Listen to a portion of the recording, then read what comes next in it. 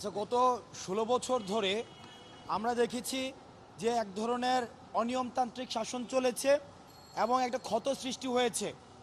আমি বাংলাদেশের প্রত্যেকটি মানুষের কাছে আহ্বান জানাবো যে ১৬ বছরের ক্ষত কখনোই ১৬ দিনে কখনোই শুকায় না, তার জন্য সময় দিতে হয়। আপনারা এখন প্রত্যেকটা জায়গায় যেভাবে আন্দোলন করছেন বিভিন্ন দাবিতে, ৪ দফা, ৮ দফা, ১০ দফা বিভিন্ন দাবিতে আন্দোলন করছেন, কেউ চাকরি জাতীয়করণের জন্য আন্দোলন করছেন, স্থায়ী হওয়ার জন্য আন্দোলন করছেন, প্রমোশনের জন্য আন্দোলন করছেন, বদলির জন্য আন্দোলন করছেন। দেখুন, একটা ১৬ বছরে একটা ডিফল্ট সিস্টেমকে এটাকে স্বাভাবিকীকরণের জন্য সরকারকে একটা নির্দিষ্ট সময় দিতে হবে। এখন আপনারা এই একটি সংকটকালীন সময়টিকে পুঁজি করে যদি আপনারা অস্থিতিশীল করতে চান, তাহলে আমরা ধরে নিব যে আপনারা এই অন্তর্বর্তীকালীন সরকারকে আপনারা বিতর্কিত করার চেষ্টা করছেন। আপনাদের প্রতি আহ্বান জানাবো, এই যে অন্তর্বর্তীকালীন সরকারটি গঠিত হয়েছে সেটি ১৬ দিনও হয় নাই, এখনো পর্যন্ত ১৬ দিনও হয় নাই এই অন্তর্বর্তীকালীন সরকারের। তাহলে আপনারা কিভাবে প্রত্যাশা করেন ১৬ দিনের যে ক্ষতটি, এই ক্ষতটি ১৬ বছরের ক্ষতটি এই ১৬ দিনেই পূরণ হয়ে যাবে? আপনাদের প্রতি আহ্বান থাকবে, আপনারা শান্তিপূর্ণভাবে আলোচনার দ্বার উন্মুক্ত। আমাদের অন্তর্বর্তীকালীন সরকারের যারা উপদেষ্টা রয়েছেন তাদের কাছে আপনাদের আলোচনার দ্বার উন্মুক্ত। আপনারা আলোচনা করে আপনারা সিদ্ধান্ত গ্রহণ করুন। আজকে আমি সচিবালয়ে গিয়েছি। আজকে যখন আমি ইউনিভার্সিটিতে কাজ করছিলাম তখন আমি খবর পেয়েছি সচিবালয়ে একাধিক মহল, সচিবালয়ের যে গেটগুলো রয়েছে এই গেটগুলো প্রত্যেকটিকে দখল করে সচিবালয়ের এন্ট্রেন্স এবং এক্সিট এই দুটিকে বন্ধ করে ফেলেছে। দেখুন, রাষ্ট্রের সর্বোচ্চ যে প্রতিষ্ঠান, যেখান থেকেই আমাদের কাঠামোগত সংস্কার, আমাদের কাঠামোগত পদ্ধতি সব কিছুই পরিচালিত হয় সচিবালয় থেকে। আপনারা যদি সচিবালয়কে ডিস্টেবলাইজ করার এক ধরনের ষড়যন্ত্র করেন, সেটি কিন্তু রাষ্ট্রের জন্য কোনো শুভবার্তা দেয় না। আপনারা আজকে সারাদিন যে কাজটি করেছেন, সচিবালয়ের গেটগুলো আটকে রেখে সেখানে আপনারা কর্মকর্তাদেরকেও ঢুকতে দেননি, বের হতে দেননি, এবং সেখানে বিশেষ করে এইচএসসি পরীক্ষার্থীরা আজকে আপনারা যে কাজটি করেছেন, আপনারা গেট ভেঙে আপনারা সচিবালয়ে প্রবেশ করেছেন। প্রবেশ করার পরে আপনারা একটা অস্থিতিশীল এবং একটি অপ্রত্যাশিত একটি পরিবেশ তৈরি করার মধ্য দিয়ে যিনি শিক্ষা সচিব ছিলেন, আপনারা সরাসরি 18 তলায় সেখানে গিয়ে উনাকে অবরুদ্ধ করেছেন। এখন আন্দোলন করার, দাবি জানানোর একটি প্রক্রিয়া রয়েছে। আমরা বারবার বলেছি আপনাদেরকে, আপনারা নিয়মতান্ত্রিকভাবে আপনারা আপনাদের দাবিগুলো জানান এবং সেগুলো আলোচনার মধ্য দিয়ে অবশ্যই সিদ্ধান্ত নেওয়া হবে। কিন্তু বাংলাদেশের বিভিন্ন জায়গায় এখন দেখা যাচ্ছে যারা গত 16 বছর একটি ফেসবুকে কমেন্ট করতো না, রিয়্যাক্ট করতো না, তারা মতামত প্রকাশ করতো না, স্বৈরাচারের দোষর হিসেবে কাজ করেছে, তারাও এখন শাহবাগে নেমে যাচ্ছে, তারাও এখন সচিবালয় ঘেরাও করছে, তারাও এখন প্রেস ক্লাবে নেমে যাচ্ছে। এখন আমরা সেগুলোকে সন্দেহের চোখে দেখি।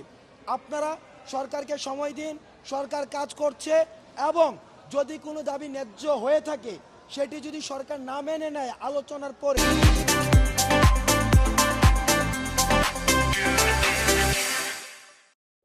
তখন আমরা বলছি আমরা আপনাদের হয়ে সরকারকে প্রেসার দিব সেই দাবিটি মেনে নিতে। কিন্তু আপনারা প্রাথমিকভাবে আপনারা সরকারকে অ্যাড্রেস করে যে ফর্মাল প্রক্রিয়া রয়েছে সেই ফর্মাল প্রক্রিয়া আপনারা সরকারকে অ্যাপ্রোচ করুন। দ্বিতীয়ত, আজকে আমি দেখেছি যে আমাদের যখন 5ই আগস্টের পরে বিভিন্ন বাজারে দ্রব্যমূল্যের দাম ক্রমশ কিন্তু কম ছিল, কিন্তু এখন আবার একটি অস্থিতিশীল প্রক্রিয়া বা একটি অস্থিতিশীল পরিবেশ সৃষ্টি হয়েছে। কারণ 5ই আগস্টের পরপরই যেই এতদিন পর্যন্ত যে একটি সিন্ডিকেট ছিল বা মাফিয়াতন্ত্র ছিল, এই সিন্ডিকেট এবং মাফিয়াতন্ত্রের একটি পলায়ন পর একটি তাদের একটি আচরণ আমরা লক্ষ্য করেছি, যার কারণে দ্রব্যমূল্যের উপরে একটি ইম্প্যাক্ট ফলে এবং সেটির দাম কমে যায়। কিন্তু এখন আবার দেখা যাচ্ছে ওই জায়গাগুলোতে আবার নতুন করে মাফিয়াতন্ত্র অথবা সিন্ডিকেট গড়ে উঠছে, যার কারণে প্রান্তিক পর্যায়ের যে পণ্যটি 10 টাকা সেটি ওই সিন্ডিকেটের কারণে 40 থেকে 50 টাকা পর্যন্ত বিক্রি হচ্ছে।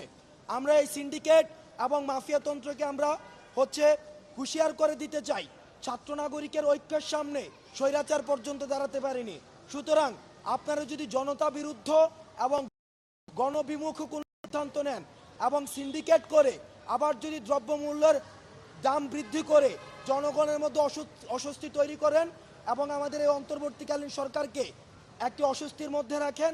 আপনাদের বিরুদ্ধে ছাত্র নাগরিকের ঐক্যের মধ্য দিয়ে আপনাদের বিরুদ্ধে ব্যবস্থা নেওয়া হবে। সুতরাং এখনো সময় রয়েছে।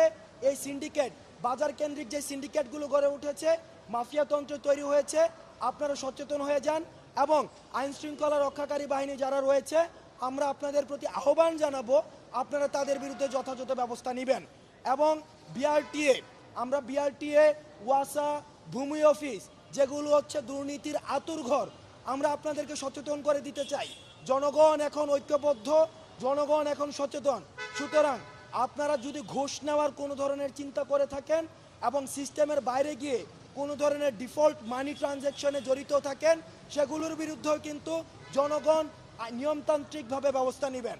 আপনারা যদি সেটি ভেবে থাকেন এই সরকার আপনাদেরকে মৃদু তিরস্কার করবে অথবা ওএসডি করবে, তাহলে আপনারা ভুলের মধ্যে রয়েছেন। আমরা এই সরকারকে আহ্বান জানাবো পদচ্যুতির মধ্য দিয়ে তাদেরকে যেন যথাযথ আইনের আওতায় নিয়ে এসে দুর্নীতির যথাযথ শাস্তি দিয়ে দৃষ্টান্ত স্থাপন করে। সর্বশেষ, আমার জায়গার সর্বশেষ, পরবর্তীতে সার্জিস বলবে, সেটি হচ্ছে আজকে আমাদের ডিএমপি কমিশনারের সাথে একটি গুরুত্বপূর্ণ এবং ফলপ্রসূ মিটিং হয়েছে, যেখানে আমরা ডিএমপি কমিশনারের কিছু পরিকল্পনা নিয়ে কথা বলেছি।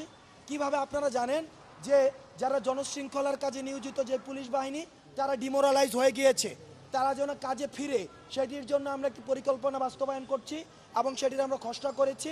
আমরা আশা করি আগামী 2 দিনের মধ্যে আমরা সেটি নিয়ে বিভিন্ন থানায় আমাদের পরিকল্পনা নিয়ে বিভিন্ন থানায় রিভাইভাল অফ দ্য স্পিরিট কর্মসূচি গ্রহণ করব, যেটি দিয়ে ছাত্র, নাগরিক এবং পুলিশের ঐক্যবদ্ধ অংশগ্রহণের মধ্য দিয়ে আবার পুলিশকে স্বতঃস্ফূর্তভাবে মাঠে নিয়ে আসার জন্য আমরা চেষ্টা করব। একটি জায়গা স্পষ্ট করে দিতে চাই, পুলিশ ভাইরা আপনারা যারা রয়েছেন, আপনাদের সাথে আমাদের কোনো ধরনের শত্রুতা নেই। জনগণের আপনাদের সাথে সেবার সম্পর্ক, কোনো ক্ষমতার সম্পর্ক নয়। কিন্তু আপনাদের পোশাকটিকে বিগত সরকার আপনাদেরকে ব্যবহার করে, লাঠিয়াল বাহিনী হিসেবে ব্যবহার করে ক্ষমতায় টিকতে থাকতে চেয়েছিল। আমরা আপনাদের প্রতি আহ্বান জানাবো আপনারা কাজে ফিরে আসুন। সেই জায়গা থেকে আমাদের ছাত্র নাগরিকদের যদি কোনো সহায়তা প্রয়োজন হয় আমরা সেই সহায়তা আপনাদেরকে দিব। আপনাদের যেই পুলিশ কর্ম কমিশন গঠন করার যে আপনাদের প্রস্তাব দিয়েছেন, পুলিশ কমিশন, সেটি নিয়েও পর্যালোচনা চলছে, সেটির প্রোজ এন্ড কনস আলোচনা হচ্ছে, সেটির হচ্ছে ব্যবহারিক ভিত্তিতে সেটি কতটা বাস্তবায়নযোগ্য সেটি পর্যালোচনা পূর্বক যদি এই পুলিশ কমিশন বাস্তবায়নযোগ্য হয় সেটিও বাস্তবায়ন করা হবে। আমরা চাই পুলিশ বাহিনী একটি সেবাধর্মী প্রতিষ্ঠানে পরিণত হবে, জনগণের কাজে জনগণের প্রধান এবং প্রথম যে গার্ডিয়ান হিসেবে বিবেচিত হবে পুলিশ। আমরা পুলিশের উপরে আস্থা রাখতে চাই, নির্ভরতা রাখতে চাই। সুতরাং আপনারা কাজে ফিরে আসুন। আমরা বিশ্বাস করি জনশৃঙ্খলার কাজে পুলিশের যে ভূমিকা, সেই ভূমিকাটি অনস্বীকার্য। এখন পরবর্তী সেশনটি পরিচালনা করবেন সার্জিস আলম।